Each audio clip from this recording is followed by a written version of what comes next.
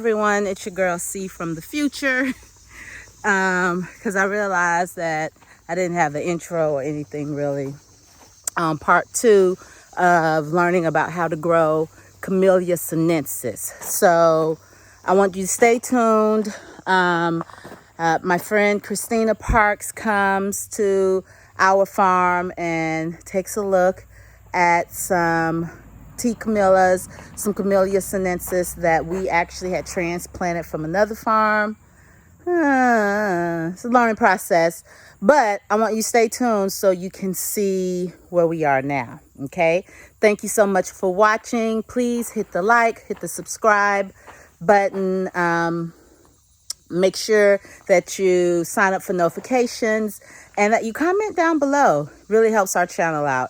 And okay, I'm gonna go ahead and go, but I'll be back, so stay tuned to this. I am the tea lady of Camellia Forest. We're a small nursery, family nursery and tea gardens. They're a boutique, y'all. They're not small. They're mighty. They're boutique. We're nationally known for camellias and tea, and I got lucky enough to become part of this bigger effort. And my joy is in teaching, learning and teaching the rest of my life. So learning and teaching about tea, it turns out. And you have these fantastic workshops, y'all. Tell them what they can do at the workshops.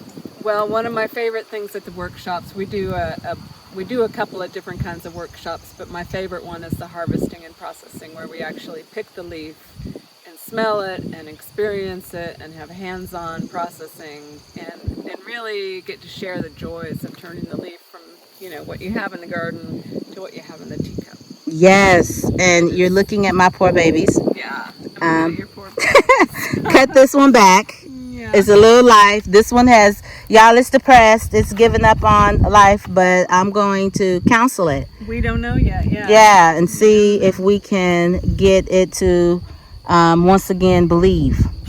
And so this one's not so bad. Looking pretty good. Okay. I mean, so far so good. It's got a lot of shoots, so it's in good shape. Okay, and the pine needles are good. The pine needles are great. I added them after coming to your place. Well, it helps to keep the weeds out, but yeah. And they like acidic soil? They do like acidic soil. Okay. Your drainage is good here?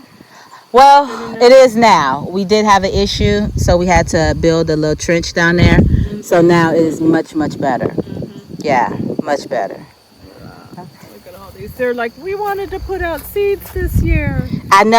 I'm like, how do you have seeds and no leaves? Well, that's a little determined. And, well, it's, you know, if I'm not going to live, I'm going to make sure my future live. Oh, no. But look at these. Look.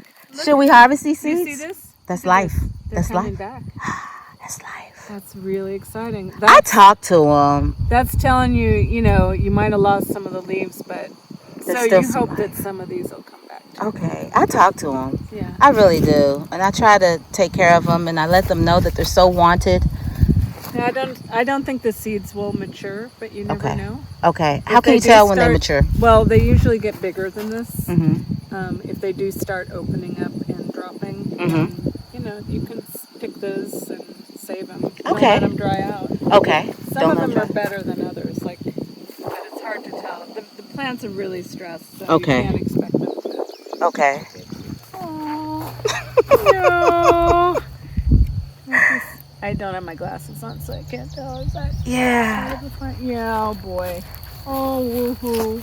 Now this one didn't have anything on it, so these are actually its attempt at coming back. See this here? Mhm. Yeah. Yep. You got the new babies down there, the baby babies, and then you got these that are like, oh, and see what happens in the next several years. The thing is, it takes a while for the roots to get established. So I need to give these years. Put there. Yeah. Okay. Before I can harvest or do anything. How long does it take to grow a tea plant from baby to harvest typically? About 3 to 5 years. So this is a long-term crop. It is a lifetime legacy crop. A legacy crop. How long can they live? They can live 100 years. A tea plant can live 100 years. Yeah. I'm gonna have to will my tea plants to somebody to take care of them. The ancient tea trees? No. Yeah.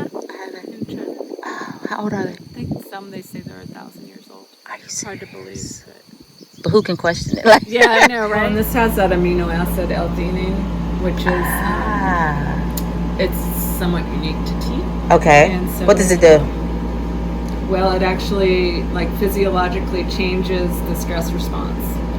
So when you get that feeling after you drink tea, maybe 10 minutes later, that's L-theanine. Bring this book. So this is actually something I thought you might enjoy. Okay. This is actually cocoa tea.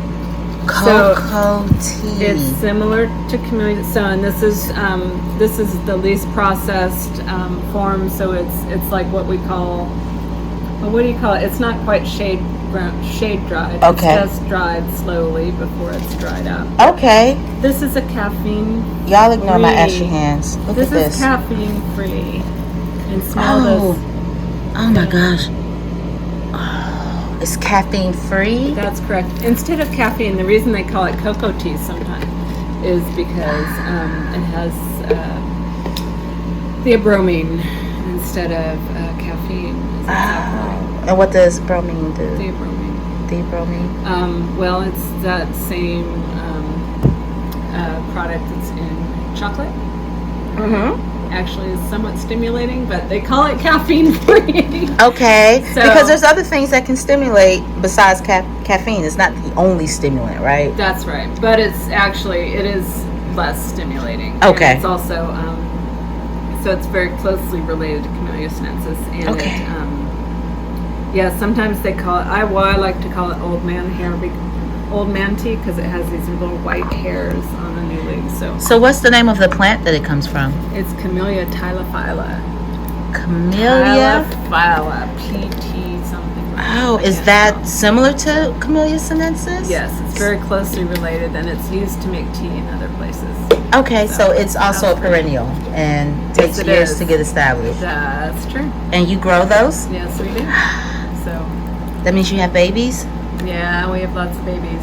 When do you plant the babies? Like, when's the best time to plant a baby tea plant? I like, in this climate, I like planting the tea plants in the fall. In the fall. Gives them a little bit more slow growing time to get their roots established before the heat of the summer, which is pretty stressful for them. So they get established, a little bit better established here. Okay. Like up in the mountains or someplace cooler up north, maybe in the spring or summer. Okay. I wish this was smell-o-vision. Yeah, this smells really cool, doesn't it? That's why I wanted to share it with you. That would make such a good blend. Oh, I'm gonna play with that and see how it. We'll see what you think. Tastes. Yeah. So the thing is, we can actually. So here are our new babies, and they have grown so much since we got them. We're really happy about them and how they're doing, and we've decided that we're going to actually keep them in here for the winter because they don't like frost, and we want to give them what they like. It's 3 different kind. Really excited about bringing tea camellias to the farm in a more substantial way. So we will be up potting these to 1-gallon pots very, very, very soon. We're actually just waiting on our pots, and we need some more potting soil that we're going to use. But let me show you where we're going to put them outside their designated space at the farm. Subscribe, like, comment, share, all that good stuff. And thank you so much for watching, and I will see you in the next upload, which I'm trying to keep it every Sunday. I'm trying. Work with me. Oh, thank you to the Patreons who continue to support. You are truly appreciated. We appreciate you.